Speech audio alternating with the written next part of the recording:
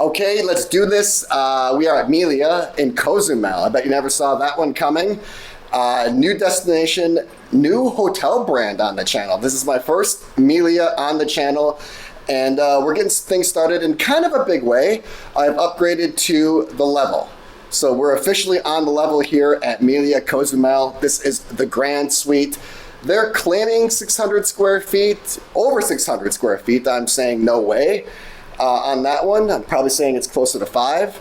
But it's a decent room. When I first got in, I was kind of like, nah. And then after I settled in a little bit, I was like, eh. And now I'm kind of like, eh.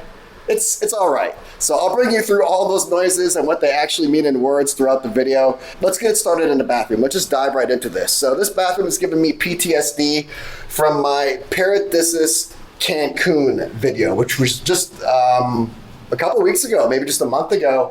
Paradisus is also owned by Melia, and this is the exact same bathroom setup. It is minuscule. It's small. It's micro. It does have some nice stonework in here, though. Like, the quality of materials is very, very upscale. I don't think it's marble, but I do think some of this is definitely granite. A very, very impressive vanity kit. This is one of the nicer ones I've come across in a long time. You have a comb, a toothbrush, a razor, a shower cap. There's even a sewing kit, a shoehorn. I probably shouldn't be touching this. A couple bottles of water that are placed conveniently to the side of the sink. That's very important in Mexico. You have some really cool products here. Ritual of Zheng and Ritual of Dao. So I've never seen these before. I'm loving the branding. And then just when you're starting to fall in love with the bathroom a little bit, you just turn around. And then that's it. Like, this bathroom is so small. Everything is basically within arm's reach. Literally everything is. You got the toilet, which is just an albatross right in the middle. Like, you're bumping into it all the times. The door barely shuts. It almost pretty much scrapes it as it opens and closes. And then just a foot away from the toilet is the bathtub. How romantic. This is like a 1950s spec in size. I think it's like maybe 4.5 feet long and maybe 16 inches deep. It's just small. Everything in here is very micro. They did retrofit a rain head shower, which is a nice touch. To punctuate things, you have a yellow shower curtain. Yeah, so the bathroom is atrocious. It's one of the most lackluster things about this room, but one cool thing is that it kind of extends into this overflow area. And at first I didn't know what to think about it, but this is quickly becoming one of my favorite areas in this hotel room. You have another vanity right here. It does have an illuminated makeup mirror, and I'm basically just using this as a tech setup. I got all my tech just laid out here, and then I got my suitcases all the way at the end of the hallway. And I can actually unpack these bags, lay stuff out. I got my backpack here, I got my tripod. I love keeping the main room organized, clutterless. If I have a nice large area to organize all my stuff and keep it out of the main room, I love that. So this is actually one of my favorite spots of the entire hotel room. And then behind that you have a closet. I'm not going to go through all this stuff in there, but you do have some extra bedding, a couple heavy robes, safe, some sandals, all the good stuff. So let's get into the main portion of the room. It's okay. I mean, I think this room is approximately $333 a night. I think it's pushing it a little bit for what I'm paying for what you get, but it's right there. It's on the threshold. I'm not disappointed. I think I spoke too soon. I'm a little disappointed in the beds. Now, I haven't got a full night's sleep yet, but I've had better beds at summer camp. Do kids even go to summer camp anymore, by the way, or do mom and dad just throw an Oculus on top of them and say, go to summer camp? Anyway, these beds are terrible. They're springy. It's something that you would find like in a hunting cabin. They're bad.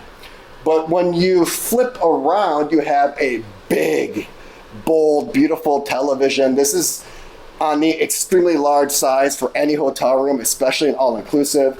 You have some nice storage below. It's kind of compartmentalized or modular. And then you kind of have an ottoman here, which can act as a seat or whatever.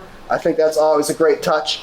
And then to the left of the TV storage area, we have one of the most important aspects of any all-inclusive hotel room, and that is the mini bar. Lots of glass bottles of water waiting here for you.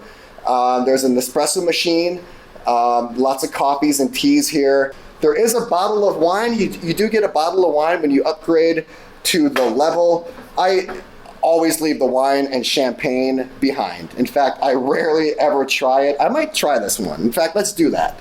Let's open this up and see what it's about. Oh, this is not a Pinot Noir, that is for sure. Yeah, that's some good communion wine right there.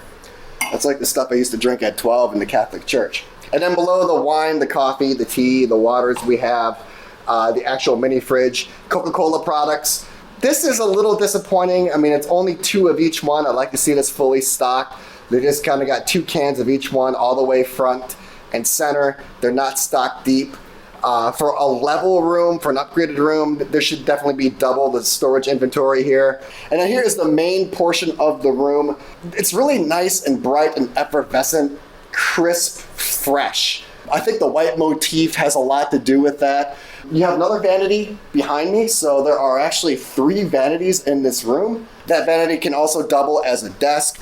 And then opposite of the vanity desk, we have the sofa. I guess technically it's probably a love seat because it's a little too short to be a sofa. It's surprisingly comfortable, like shockingly comfortable, especially compared to those terrible beds. If it wasn't so short, I would be sleeping here 100%, and there's still a possibility that I might decide to sleep here. There's some nice vibes, energy, light coming from the balcony window area. I could see the water, the beach. I could hear the waves crash. I could definitely hear some energy coming up from the pool that's right below me. I'm on floor number 11 of 12. So almost the penthouse, second floor from the top. And the views up here are actually pretty nice. Let me show them to you. So here is the view from floor number 11. Again, there are 12 floors all together. You can hear the waves crash. The beach actually looks decent. Cozumel is not known for its beaches. It's much more of a kind of diving adventure type of destination, but wow, I mean, the beach from up here actually looks really, really nice. I can't believe this is a Cozumel beach. I've seen worse beaches in Playa Del Carmen, so I'm looking forward to getting down there to check that out. I have the adults only pool right below me. The family pool is down to the right. You can hear the crowd down there. The crowd here in Cozumel is interesting. I can tell you that for sure. It's only one of my first nights in Cozumel, but it's an interesting crowd, and I'll leave it at that. But they're having a good time, as you can hear, and that's really the most important thing when you're in Mexico traveling or in life, is having a good time. So anyway, the balcony is a little small. There's really not much going on out here. This is an older hotel.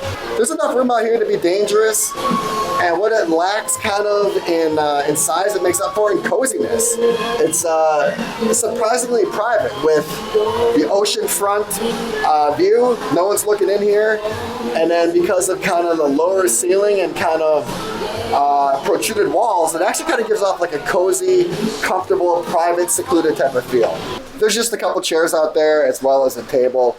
It's probably where you're going to either start your day or end your night, but nothing really beyond that. So what do you think? Do you think this is worth $333 a night?